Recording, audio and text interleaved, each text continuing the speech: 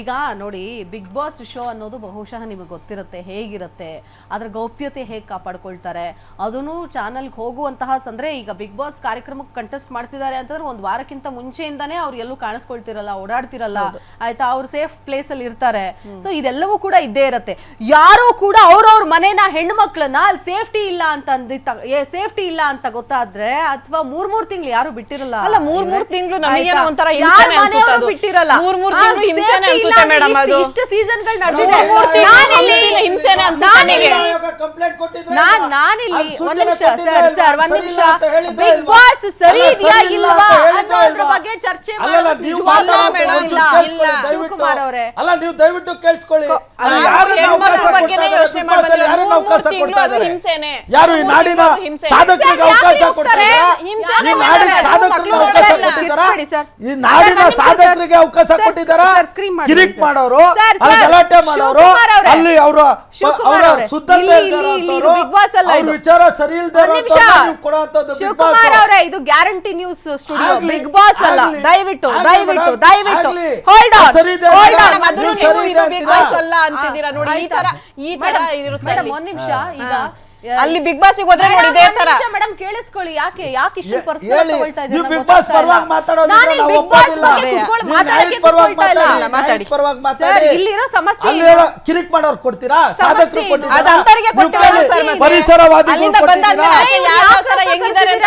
ಮಾತಾಡ್ತಿದ್ದಾರೆ.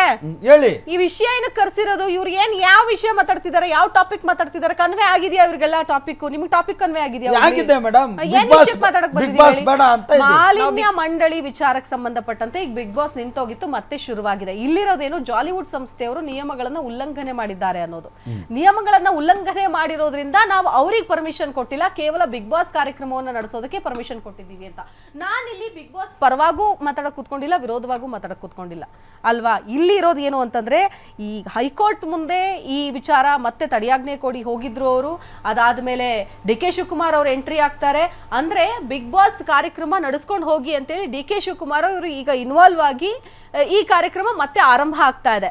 ನಮ್ಮ ಸಮಸ್ಯೆ ಏನು ಅಂತಂದ್ರೆ, ಬೀಗ ಬಿದ್ದಿದ್ದು ಮೊನ್ನೆ ಬೆಳಗ್ಗೆ, ಈಗ ನಿನ್ನೆ ರಾತ್ರಿ ಕಂಪ್ಲೀಟ್ ಆಗಿ ಓಪನ್ ಆಗಿದೆ. ಎಲ್ಲರೂ ಕೂಡ ಕಾರ್ಯಕ್ರಮಕ್ಕೆ ಹೋಗ್ತಾ ಇದ್ದಾರೆ.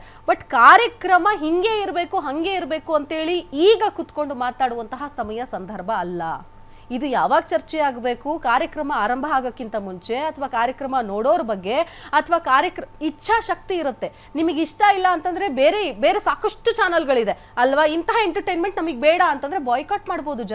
ಜನಕ್ಕೆ ಎಲ್ಲಾ ರೀತಿಯಾದಂತಹ ಒಂದು ಅಧಿಕಾರ ಕೂಡ ಇದೆ. ನನಗೇನು ಇಷ್ಟನೋ ನಾನು ಅದನ್ನ ನೋಡ್ತೀನಿ, ನನಗೆ ಇಷ್ಟ ಇಲ್ಲದೆ ಇರೋದು ನಾನು ನೋಡಲ್ಲ, ಅವಾಯ್ಡ್ ಮಾಡಿ ಮುಂದಕ್ಕೆ ಹೋಗ್ತೀನಿ ಅಲ್ವಾ. ನನಗೆ ಇಷ್ಟ ಇಲ್ಲದೆ ಇರೋದನ್ನು ನಾನು ನೋಡ್ಬಿಟ್ಟು ಇದು ನನಗೆ ಇಷ್ಟ ಇಲ್ಲ ಅನ್ನೋಂತ ಹೇಳೋ ಅವಶ್ಯಕತೆ ಇಲ್ಲ.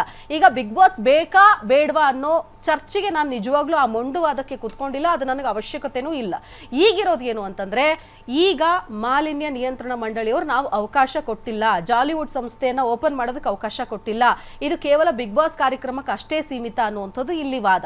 ಈಗ ಇದೇ ನಿಯಮಗಳು, ನಾನು ಹೇಳ್ತಾ ಇರೋ ಆಯಾಮ ಏನು ಅಂತಂದ್ರೆ, ಸರ್ಕಾರ ಈ ತರ ನಿಯಮ ಉಲ್ಲಂಘನೆ ಮಾಡಿರುವಂತಹ ಅನೇಕ ಫ್ಯಾಕ್ಟ್ರಿಗಳಿದೆ, ಅನೇಕ ಜಾಗಗಳಿದೆ, ಅಲ್ಲಿ ಕೂಡ ಯಾಕೆ ಇಂತಹ ಒಂದು ದೊಡ್ಡ ಮಟ್ಟದ ಧೈರ್ಯವನ್ನು ತೋರಿಸ್ತಾ ಇಲ್ಲ, ಬೀಗ ಜಡಿಯುವಂತಹ ಕೆಲಸಗಳನ್ನ ಮಾಡ್ತಾ ಇಲ್ಲ ಅಂತ ಏನ್ ಹೇಳ್ತಾರೆ? ಎಲ್ಲದಕ್ಕೂ ನೀವು ಹೇಳಿದ್ ನಿಜ ಮೇಡಮ್. ಈಗ ಅವ್ರು ಎಲ್ಲ ಬೇರೆ ಫ್ಯಾಕ್ಟ್ರಿಗಳು ಅವಕ್ಕೂ ಎಲ್ಲಾನು ಮಾಡ್ಕೊಡ್ಬೇಕು. ಇದಕ್ಕೆ ಬಿಗ್ ಬಾಸಿಗೆ ಏನ್ ಇದ್ ಮಾಡಿದ್ರು ಅದೇ ರೀತಿ ಎಲ್ಲಾ ಫ್ಯಾಕ್ಟ್ರಿಗಳು ಆಗ್ಲಿ ಯಾವ್ದೋ ಇದ್ ಮಾಡ್ತಿದಾರೆ ಅದಕ್ಕೆಲ್ಲಾನು ಮಾಡ್ಬೇಕು.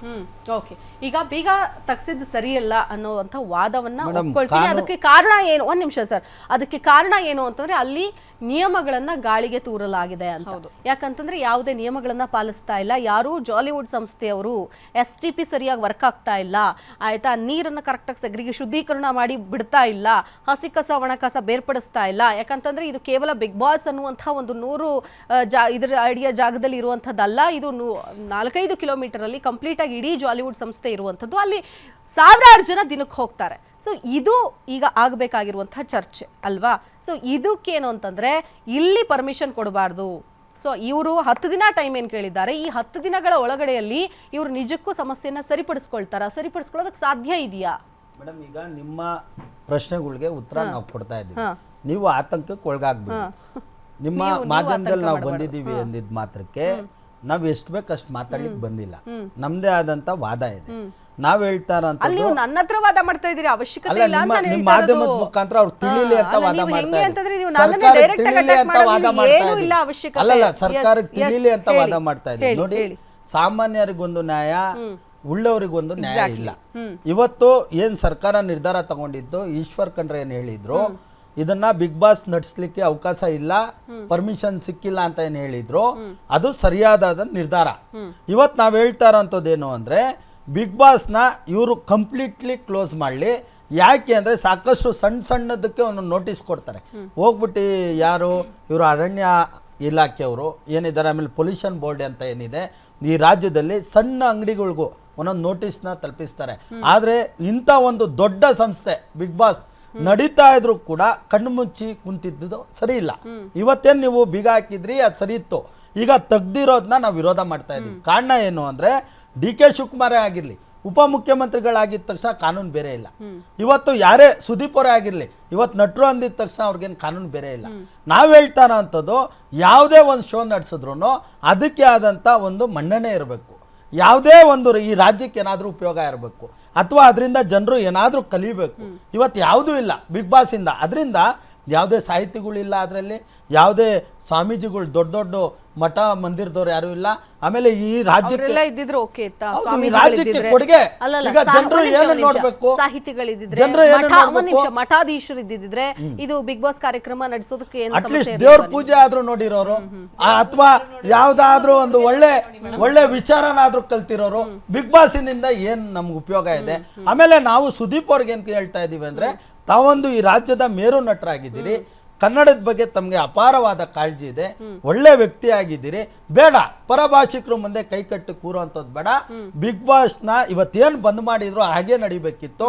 ಯಾವುದೇ ಕಣ್ಣಕ್ಕೆ ಅವಕಾಶಗಳು ಕೊಡಬೇಡಿ. ಯಾಕೆ ಅಂದ್ರೆ ಎಲ್ರಿಗೂ ಒಂದೇ ನ್ಯಾಯ ಮಾಡಿ.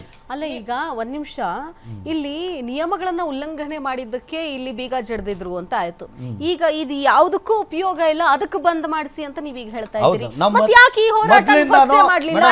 ಯಾಕೆ ಹೋರಾಟ ಮಾಡ್ಲಿಲ್ಲ? ಬೇಡವೇ ಬೇಡ ನಮಗೆ. ಇಲ್ಲ, ಫಸ್ಟ್ ಟೈಮ್ ಮಾತಾಡಿದ್ವಿ, ಫಸ್ಟ್ ಇಂದಾನು ಮಾತಾಡಿದೀವಿ ಮೇಡಮ್.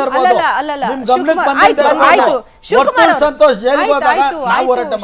ಅವ್ರ ಆಯ್ತು. ಈಗ ಹಂಗಾರೆ ಇಡೀ ಕರ್ನಾಟಕದ ಜನತೆ, ಕೋಟ್ಯಾಂತರ ಜನ ಬಿಗ್ ಬಾಸ್ ನೋಡ್ತಾರ, ಅವ್ರ ಹುಚ್ಚರ ಹಂಗಾರೆ ನಿಮ್ ಪ್ರಕಾರ? ಇವರು ಕಿರಿಕ್ ಮಾಡಿಸಿ ನೋಡಿಸ್ತಾ ಇದ್ದಾರೆ. ಅಲ್ರಿ, ಅವ್ರ ಇಷ್ಟ ಅಂದ್ರೆ ಜನಕ್ಕೆ ಏನಾಗಿದೆ, ಜನಕ್ಕೆ ಇಷ್ಟ ಅಂದ್ರೆ ನೋಡ್ಲಿ ಬಿಡಿ, ಯಾರು ಇಷ್ಟ ಇಲ್ಲ.